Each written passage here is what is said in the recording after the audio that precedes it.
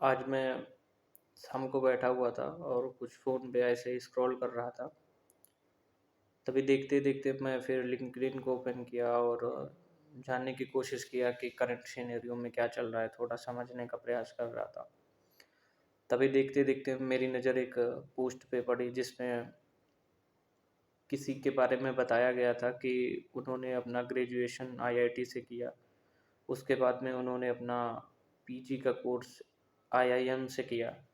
अमूमन किसी भी भारतीय एक भारतीय परिवेश में रहने वाले बच्चे का सपना होता है कि वो अपना इंजीनियरिंग के क्षेत्रों में जो सर्वश्रेष्ठ इंस्टीट्यूट है आईआईटी उनसे अपना ग्रेजुएशन कंप्लीट करें और मैनेजमेंट के क्षेत्र में जो एक सबसे सम्मानित इंस्टीट्यूट है उनमें आईआईएम्स आते हैं उनमें अपना पीजी करें।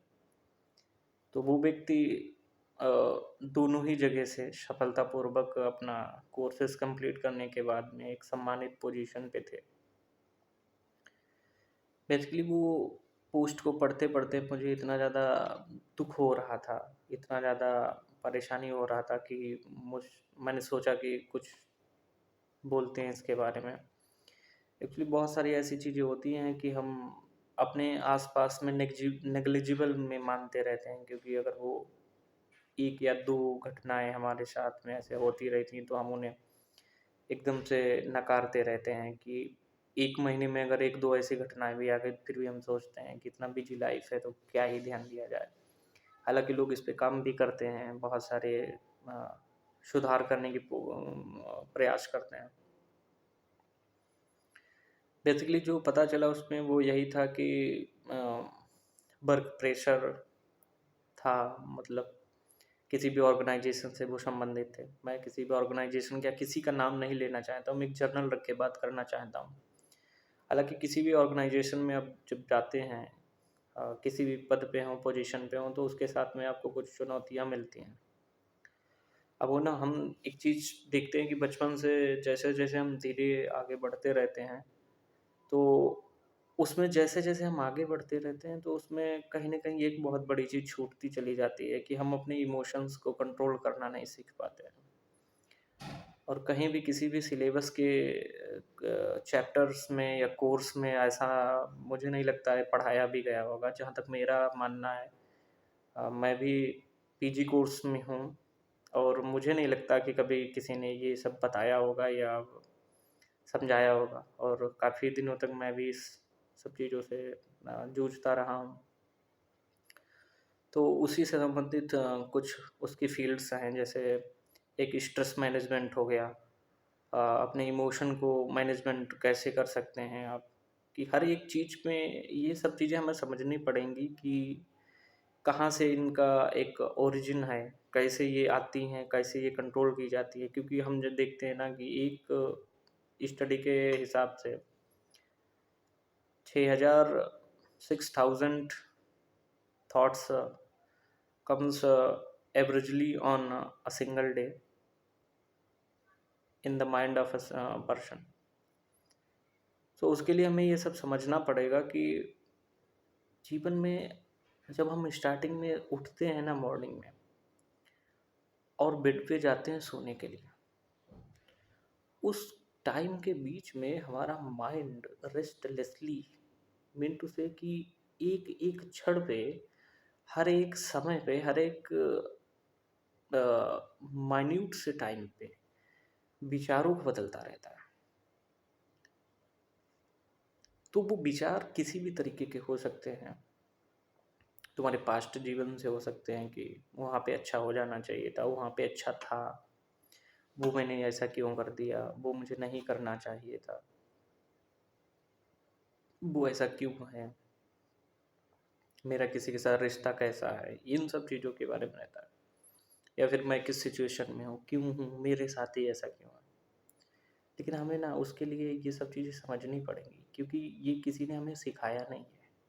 यहाँ हम अपने पर्सनल एक्सपीरियंस से या तो फिर हम किसी अ, कुछ अच्छी बुक्स के सहारे से या किसी अच्छी संस्था के संबंध में आने से स्पिरिचुअलिटी को बेसिक कर आध्यात्मिकता को एक्सप्लोर कर सकते हैं और चीज़ों को समझ सकते हैं कि हमारे जीवन का मेन सार है क्या। हमारे जीवन में बेसिकली क्या यही एम है सिर्फ कि हम भागते भागते भागते भागते एक अनंत सागर की तरफ पहुंचते रहें, जिसका कोई अंत ही नहीं है। वो है पैसा कमाना, नाम कमाना, ये सब करना। अ, ये बुरा भी नहीं है और ऐसा मैं कहता भी नहीं, ये अच्छी बात है। लेकिन उस सब चीज़ों के जब आप स्ट्रगल करते हैं, चीज़ों को जीतते हैं, तो आपके अंदर एक एटीट्यूड डेवलप होता है कि आप बहुत कुछ कर सकते हैं और करते भी हैं आप।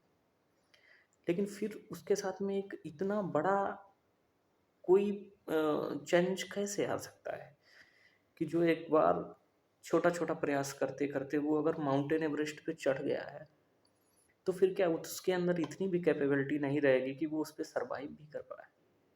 अ, मुझे शायद नाम नहीं याद आ रहा, लेकिन मैं हाई स्कूल में मैं न्यूज़पेपर में पढ़ता था अक्सर, तो एक विचार पढ़ा था मैंने कि टॉप पे पहुंचना कठिन नहीं है, प्रयास करेंगे, कंसिस्टेंट रहेंगे, टॉप पे पहुंचेंगे।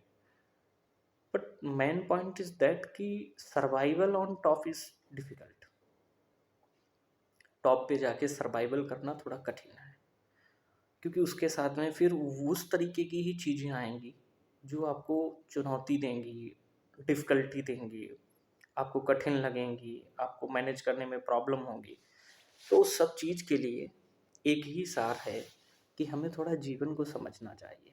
हम इतना बिजी हो गए हैं अपने दिनचर्या में, जॉब में, लोगों के साथ इतना इंडल्ज हो गए हैं कि हमारे खुद के लिए कुछ समय है ही नहीं। हम 5 मिनट भी अपने लिए समय नहीं निकाल रहे हैं, अपनी प्रार्थना के लिए नहीं निकाल रहे हैं। हमारे पास समय है ही नहीं कि हम 2 मिनट शांति से नहीं किसी के आगे अगर बैठ सकते हैं, क्योंकि बहुत सारे लोग अमूमन बाहर ही रहते हैं, अपने घर से बाहर ही रहते हैं। आप ईश्वर के साथ बैठ सकते हैं।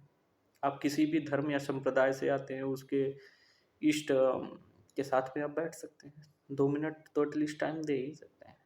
अगर आप किसी से लगता है कोई बात नहीं हो रही, माना नहीं जा रहा है, कोई आपकी हेल्प नहीं कर पा रहा, तो वहाँ बैठ सकते हैं, समय दे सकते हैं। मोस्ट प्रोबेबली सल्यूशन आता है। बट हम इतना ज़्यादा सतही हो गए हैं। जैसे हम फ़ोन यूज करते हैं, तो अभी क्या हो गया है कि आप क्लिक किए यूट्यूब, क्लिक किए इंस्टाग्राम, क्लिक किए स्नैपचैट, क्लिक किए लिंक्डइन जॉब के लिए। आपका कैरियर, आपका पूरा रूटीन लाइफ, अगर आपको हेल्थ के लिए भी कुछ करना है, उसमें भी आप ऐप तुरंत ओपन कर लिए।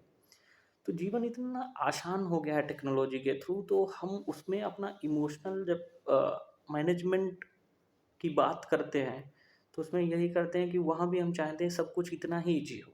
बट जो लाइफ की चुनौतियाँ हैं, वो उतनी आसान नहीं है किसी के लिए। वहाँ पे हमें धैर्य और साहस के साथ लड़ने की ज़रूरत रहती है।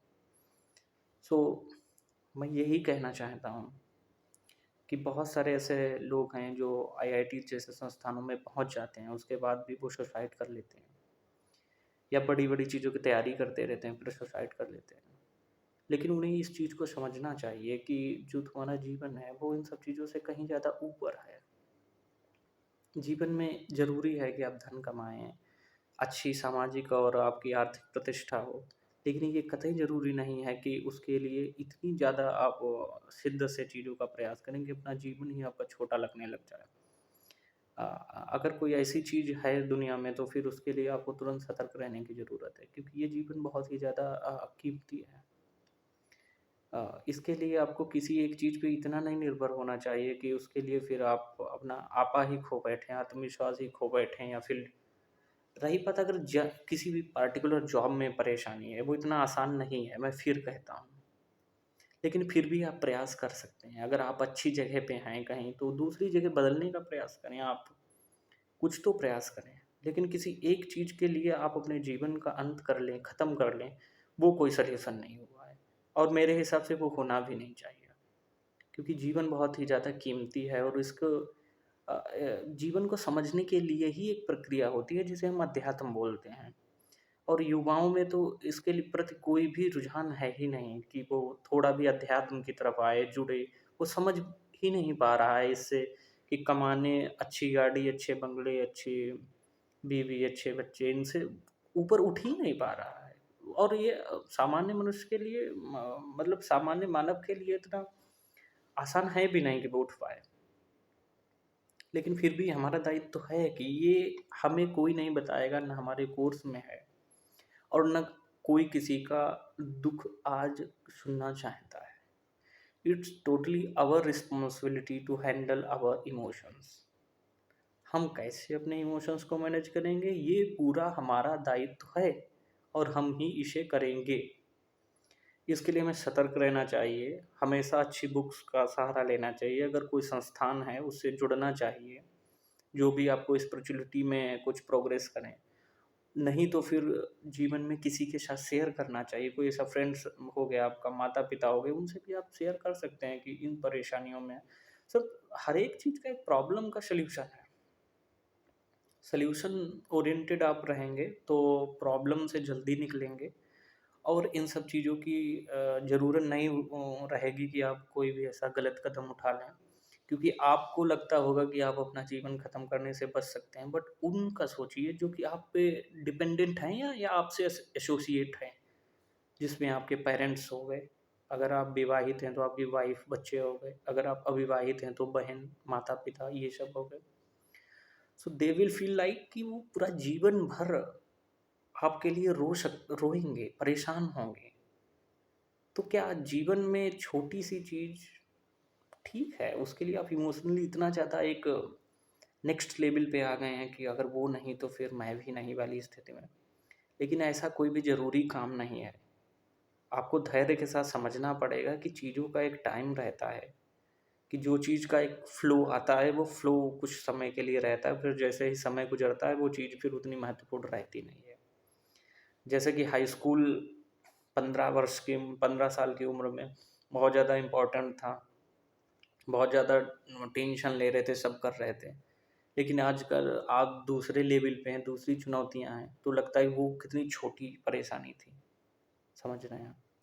तो इन सब चीज़ों को मानना चाहिए, और यूथ को स्पेशली मैं यही कहना चाहूँगा कि जीवन को बहुत ही ज़्यादा उत्तम अगर बनाना है, सही से करना है, तो थोड़ा बहुत इनसे सब जितना भी टेक्नोलॉजी सब कुछ यूज़ कर रहे हैं, बहुत अच्छी बात है, सीखिए, करिए, व्यवसाय करिए, जो भी है करना करिए। बट कुछ समय अपना जीवन में अध्यात्म को, खुद को महसूस करने में, खुद को क्या पसंद है, कैसे चीज़ों को हम टैकल करते हैं, कैसे और बेहतर बना सकते हैं, इन चीज़ों पे भी अगर हम अपना जोर देंगे, तो एक दिन हम अच्छे पर्सनालिटी के रूप में निकल के आएँगे, कि हम छोटी-छोटी चुनौतियों से इतनी जल्दी हार नहीं मानेंगे कि हम जीवन जैसा ही ख़त्म कर लें। सो इस घटना से मैं बहुत आहत हूँ, क्योंकि अमूमन हर एक स्टूडेंट का सपना रहता है कि वो आईआईटी में जाए, आईआईएम में जाए, फिर अच्छी एक किसी कंपनी में जॉब ले। बट अगर उसके बावजूद भी मैं इतना कैपेबल ना हो सका कि मैं अपने जीवन को ही बचा पाऊँ, तो फिर इन सब चीज़ों को अर्जित करने का कोई अर्थ नहीं रह गया है। मैं इस विषय के लिए क्षमा चाहूँगा कि मैं इस विषय की पूरी जाँच का विषय क्या है। लेकिन जितना मुझे अभी तक पता है उसके आधार पे, या फिर जर्नल बात में रखना चाहता हूँ, तो वो यही है कि जीवन को इस तरीके से जीना चाहिए कि जिस तरीके से भगवत गीता में दूसरे अध्याय में 47वां श्लोक है, कर्मण्येवाधिकारस्ते मा फलेषु कदाचन माँ कर्म फल हेतु भूर्मा ते संगु अस्ति कर्मणि। भगवान अर्जुन से बताते हैं कि तुम्हें 3 तरीके से चीज़ों को सीखना चाहिए। पहला तो प्रिस्क्राइब ड्यूटी के बारे में बता रहे हैं कि जो तुम्हारा नित्य कर्म है उसे आपको करना ही है।